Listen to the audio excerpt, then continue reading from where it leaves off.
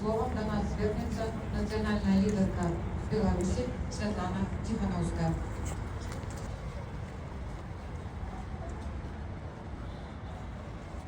Дорогие мои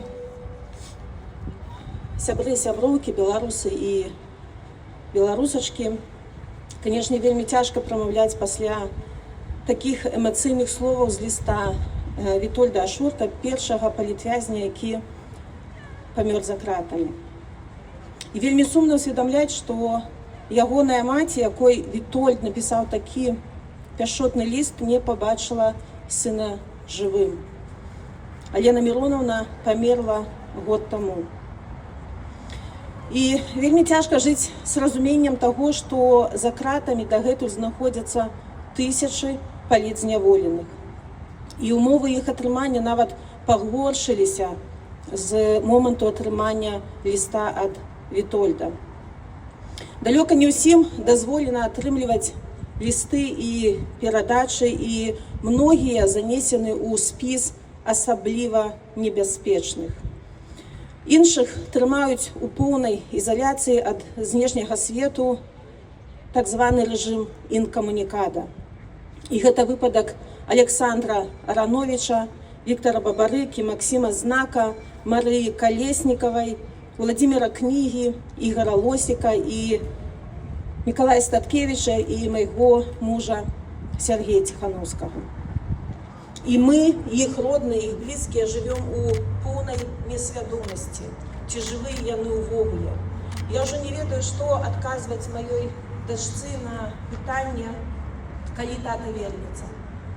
Я адказваю, што вернецца, малюся за гэта і працую над гэтым. Колькасць ахвяраў лукашэнкаўскага рэжыму сёлета павысілася. Дзве маладыя жанчыны, Ганна Кондратенко і Тамара Каравай, нягледзячы на сур'ёзныя праблемы са здароўем, былі адсуджаныя на доўгія тэрміны. Неўзабаве пасля вызвалення яны памерлі. Ім было 39 і 45 гадоў. І гэтыя смерці, канешне, нечуваная трагедыя для нас усіх. Мы таксама ведаем, што ў турме на знак пратэсту галадае Вікторыя Кульша. Ёй прызначылі 5-й суд запар, хаця вымушаны былі выпусціць на волю увесну. І вельмі многіх так судзяць паўторна. І мы патрабуем ад рэжыму неадкладна вызваліць Вікторыю з гуманітарных меркаванняў. І мы разумеем, што нават пасля таго, як людзі адбываюць сваё незаконнае пакаранне, рэжым не пакідае іх у супакоі. Ім надзвычай цяжка вярнуцца да нармальнага жыцця, ці то ў Беларусі, ці то за мяжой. Нават пасля вызвалення людзей трымаюць у закладніках, абмяжоўваюць у перамяшчэнні і пагражаюць вярнуць за краты. І я хочу тут падзякаваць усім грамадскім арганізацыям, якія апякуюцца нашымі палітвязнямі, падтрымлівае маральна, данаціць ці проста звяртае ўвагу на іх становішча. Вы робіце святую працу. Я дзякую віленскай дапамогі за арганізацыю сённяшняй акцыі. Дзякуй Асацыяцыі палітвязняў Беларусі і народным амбасадам і ўсім тым, хто бярэ ўдзел у міжнародным дні салідарнасці з беларускімі палітзняволенымі і 21 мая і беларусы па ўсім свеце арганізуюць акцыі падтрымкі. Памятайце, што мы павінны заўжды нагадваць свету пра нашых палітвязняў, не даваць рэжыму перагарнуць старонку і змагацца за вызваленне кожнага і кожнай. Цягам апошніх дзён у мяне было шмат сустрэчаў з замежнымі лідарамі, а таксама міжнароднымі арганізацыямі ААН і АБСЕ, Злучаныя Штаты Амерыкі і Еўразвяз.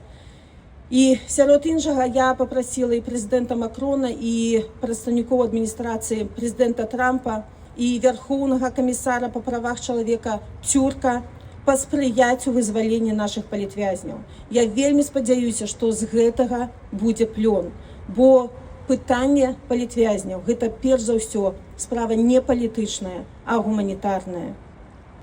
Дарагія сябры і сяброўкі, Вітольд Ашурак заўжды верыў у перамены. І я веру. Але каб яны адбыліся, кожны з нас павінен рабіць хоць нешта. І не трэба тут вялікіх подзвігаў, дастаткова малых, але шчырых учынкаў. Падтрымаць палітвязняў, напісаць ліст, навучыць дзіцяці роднай мове, заданаціць, расказаць сябрам праўдзівыя навіны, уцягнуць новых людзей у грамадскую працу і ніколі не губляць надзеі. Бо менавіта так, праз падтрымку адно аднаго, мы будуем нашу будучыню. Я вельмі вдячная кожнаму, хто сёння прыйшоў сюды, ушанаваць памяць загінулых ад рук рэжыму, а таксама падтрымаць усіх нашых палітвязняў. І я спадзяюся, што у тых, каго сёння тут няма, ёсць вельмі важкія прычыны на гэта. Дзякуй вам за вашу стойкасць, за тое, што вы ёсць, і за тое, што вы робіце. Жыве Беларусь!